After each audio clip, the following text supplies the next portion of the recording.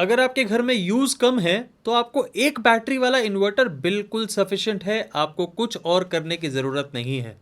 लेकिन अगर आप लाइट और पंखों के अलावा एसी, वाटर पंप, रेफ्रिजरेटर और एक फुल फ्लेजेड गेमिंग पीसी तक भी चलाना चाहते हैं तो आपको लेना चाहिए ये। हेलो दोस्तों, welcome to my channel VM1।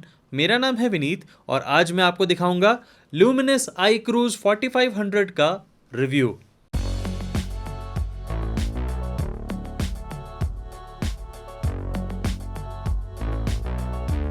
दोस्तों, ये रिव्यू यूनिट नहीं है, मुझे अपनी पास की दुकान पे मिला तो मैंने सिर्फ इसे रिव्यू करने के लिए लोन किया है।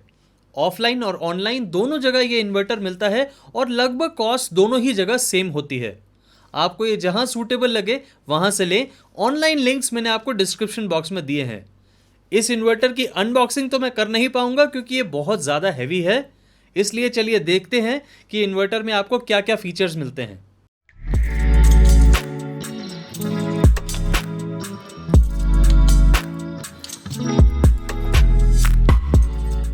तो ये है ल्यूमिनस iCruise 4500 4 kVA इन्वर्टर और इसकी पीक लोड कैपेसिटी है 3200 वाट्स। ये 82 से लेके 85% एफिशिएंसी तक काम करता है, विच इज़ वेरी गुड। ये 36 वोल्ट का इन्वर्टर है, इसका मतलब आप इसमें 12 वोल्ट की 3 बैटरीज लगा सकते हैं।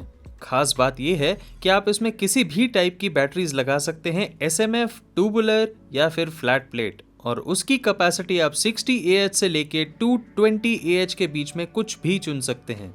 मैंने अपनी टेस्टिंग और इस रिव्यू को करने के लिए ल्यूमिनस की रेड चार्ज 135 AH की बैटरी चुनी है, जिसमें आपको 36 मंथ्स की वारंटी देखने को मिलती है। मेरा इसे चुनने का कारण ये है कि एक बहुत पॉपुलर बैटरी है और बहुत ही अच्छी परफॉर्मेंस के साथ आती है, और 135 AH इसलिए क्योंकि ये थोड़ी कम हैवी है और इसे मुझे खुद ही उठाना है। ये इन्वर्टर मेटल का बना है और इसके सामने आपको एक डिस्प्ले के साथ साथ 5 बटन्स देखने को मिलेंगे, जिन्हें मैं अभी आपको ऑपरेट करके दिखाऊंगा। इन्वर्टर की दोनों साइड्स पे आपको ग्रैब हैंडल्स मिलेंगे और एयर वेंट्स मिलेंगे ताकि इन्वर्टर के अंदर की हीट उससे बाहर निकलती रहे। इस इन्वर्टर के पीछे आपको बहुत कुछ देखने को मिलेगा। सबसे पहले तो आपको देखने को मिलेगी एक बड़ी MCB जो एक बैटरी MCB है। दूसरी तरफ लगी छोटी MCB सर्किट ब्रेकर MCB है, उसे ऑन करने से आपके इन्वर्टर से आपको पावर मिलेगी और शॉर्ट सर्किट होने पे ये ऑटोमेटिकली ट्रिप भी कर जाएगी। उसके साथ ही आपको बाईपास स्विच मिलता है, which is a very useful feature in any inverter today. इस इन्वर्टर को कूल रखने के लिए 2 फैंस आपको मिलेंगे जो एग्जॉस्ट का काम करेंगे और अंदर की हीट को बाहर फेंकेंगे। और नीचे यहाँ पे आपको करने होंगे इनपुट और आउटपुट के इलेक्ट्रिसिटी कनेक्शन।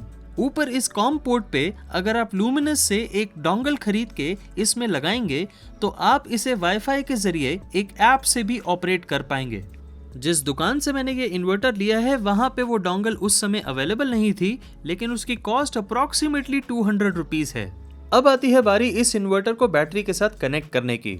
अगर आप ये काम खुद नहीं जानते तो मेरी रिकमेंडेशन ये रहेगी कि आप ये खुद करने की कोशिश ना करें और किसी एक्सपर्ट इलेक्ट्रिशियन को बुला के ही इसकी इंस्टॉलेशन कराएं। मैंने भी यही किया है और मैंने इलेक्ट्रिशियन से इन तीनों बैटरीज को अटैच करवा के इस इन्वर्टर के अंदर कनेक्शन दिलवा दिया है। आप देख सकते हैं कि इनपुट जहां हम मेन सप्लाई से इलेक्ट्रिसिटी इस इन्वर्टर को देंगे, उसे मैंने कनेक्ट करके इलेक्ट्रिकल बोर्ड में अटैच कर दिया है और आउटपुट से वायर्स निकाल के मैंने इस एक्सटेंशन बोर्ड के अंदर अटैच कर दी है और इसी तरह पूरा कनेक्शन एस्टैब्लिश हो चुका है।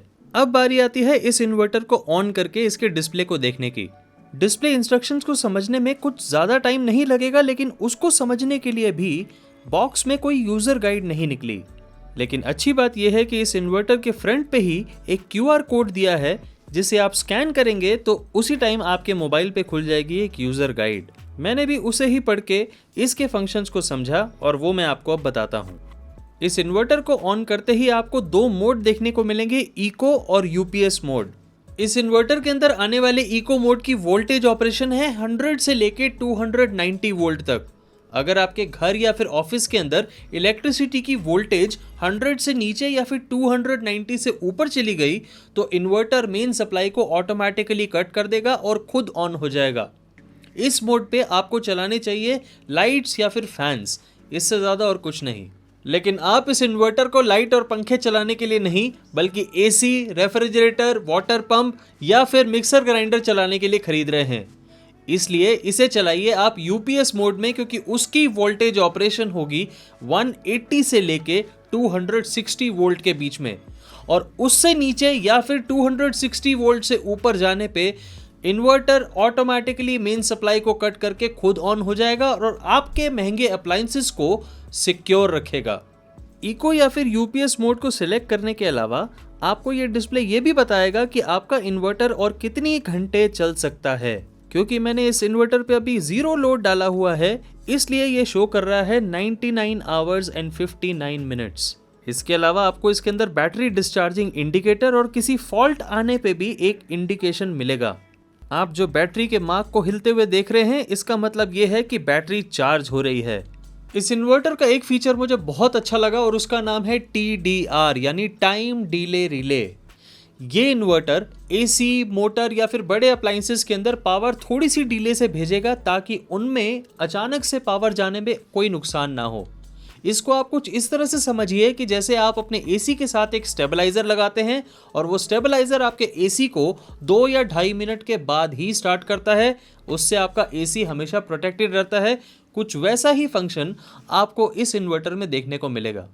आप देख सकते हैं कि इस समय iCruise का बैकअप 99 आवर्स और 59 मिनट्स दिखा रहा है और मैंने इससे कनेक्टेड एक्सटेंशन कॉर्ड पे 1000 वॉट की आयरन को कनेक्ट कर दिया है। आयरन ऑन करने पे अब आप देखिए कि इन्वर्टर 28% यूज हो रहा है और 4 आवर्स और 30 मिनट्स का बैकअप दिखाने लगा। आयरन के मैक्सिमम टेम्परेचर पे पहुंच के ऑटो कट होने के बाद बैकअप टाइम फिर से 55 आवर्स और 28 मिनट हो गया। अब मैं इससे आयरन के साथ साथ 1000 वॉट का हेयर ड्रायर भी चलाऊंगा।